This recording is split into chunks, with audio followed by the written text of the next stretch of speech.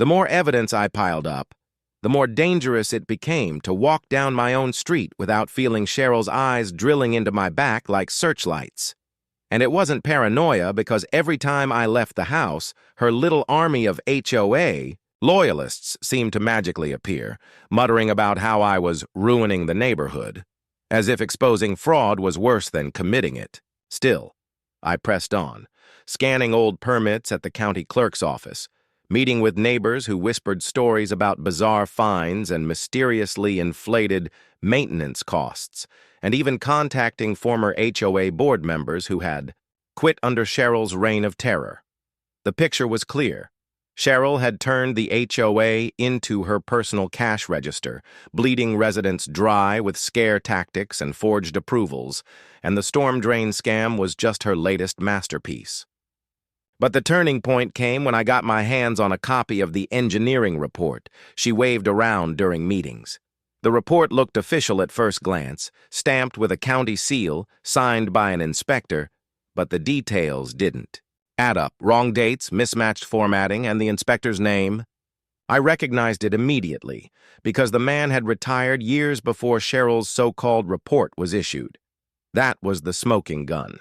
I photocopied everything, highlighted the inconsistencies, and prepared a thick folder to deliver directly to the county auditor's office.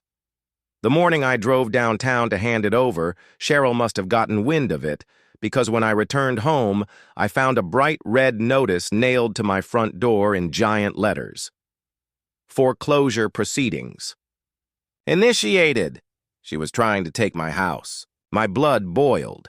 But instead of tearing it down in rage, I took a photo, slipped it into my folder, and added one more piece of evidence to her downfall. When I finally sat in front of the auditors, laying out the trail of fraud, overbilling, and falsified reports, the room fell silent. One of them muttered, "This isn't just mismanagement. This is criminal." They launched an immediate investigation, sending county inspectors back to our neighborhood unannounced.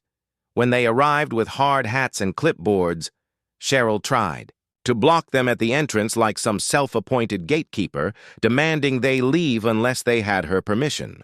The inspectors pushed past her, and within hours they confirmed everything I had said.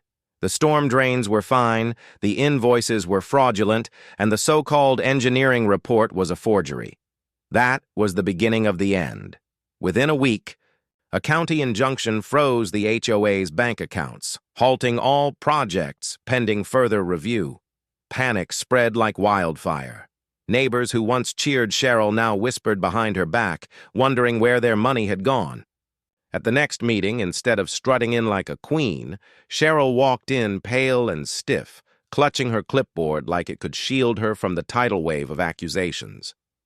I stood up with a stack of papers and calmly laid out the truth. The fake reports, the overbilled contracts, the foreclosure threats, and the missing funds. Gasps filled the room, and for once, Cheryl didn't have a snappy comeback. All she could muster was, "He's lying to protect his own interest." The same line she had used on me months before, but this time nobody bought it. Residents shouted back, demanding answers, some even demanding refunds on the spot. That night, Cheryl's empire cracked. A week later, the county filed formal charges: fraud, forgery, embezzlement, falsification of public records. When the sheriff's deputies showed up at her pristine two-story home, she was still in her robe, clutching her clipboard, insisting she was innocent, but they slapped the cuffs on her wrists anyway. The image of her being led away down the driveway, neighbors watching from their lawns, is one I'll never forget. But the fallout didn't stop there.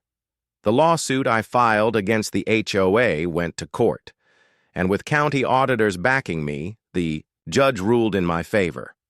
Not only was the HOA forced to drop their bogus foreclosure, they were ordered to pay restitution for every fraudulent fine they had levied against me, plus damages for the stress and harassment I endured. The final number? $1.8 million. Watching Cheryl's jaw drop in court when the verdict was read was sweeter than any check I could ever cash. The county appointed a temporary administrator to oversee the HOA while the board was dismantled, and within months, residents voted to dissolve the HOA altogether. Freedom never tasted so good. No more fines for garden gnomes, no more threats over shutters or trash cans, no more pocket-lining schemes disguised as neighborhood improvement projects. Instead, people started actually helping each other. Neighbors pitched in to mow lawns for the elderly, pooled money to repaint the community pool without inflated bids, and rebuilt trust that Cheryl had shattered over decades. As for her, last I heard she was serving a multi-year sentence, still trying to convince anyone who would listen that she did it for the good of the community. But nobody was buying her story anymore. Her clipboard days were over, traded for an inmate number and a prison schedule. Sometimes, as I sit on my porch watching kids ride their bikes down the street free from the fear of HOA spies, I think back to the moment I almost gave up. The moment I wondered if taking on Cheryl was worth it. And then I remember the flood of relief when the truth came out, the justice that followed, and the neighbors who finally saw what I had seen all along. In the end, exposing her wasn't just about protecting my home. It was about saving an entire neighborhood from drowning in lies. And if you ask me whether she got what she deserved, I'll say it every time with no hesitation. Absolutely. Once I had the forged reports in hand, I knew Cheryl's empire was one push away from collapse, so I drove straight to the county auditor's office and laid everything on the table. Fake permits, inflated invoices, foreclosure threats, all of it. The officials didn't even try to hide their shock. One of them said flatly, "This isn't mismanagement. This is fraud." Within days, county inspectors stormed our neighborhood, and Cheryl tried blocking them at the entrance like she owned the streets, but they brushed past her and proved what I'd been saying all along. The storm drains were fine, the engineering report was fake, and the HOA's bank accounts were a mess. Residents who once cheered Cheryl began turning on her fast, demanding to know where their money had gone. At the next meeting, when I presented the evidence to everyone, Cheryl tried her old line. He's just protecting his own interest. But this time, no one bought it.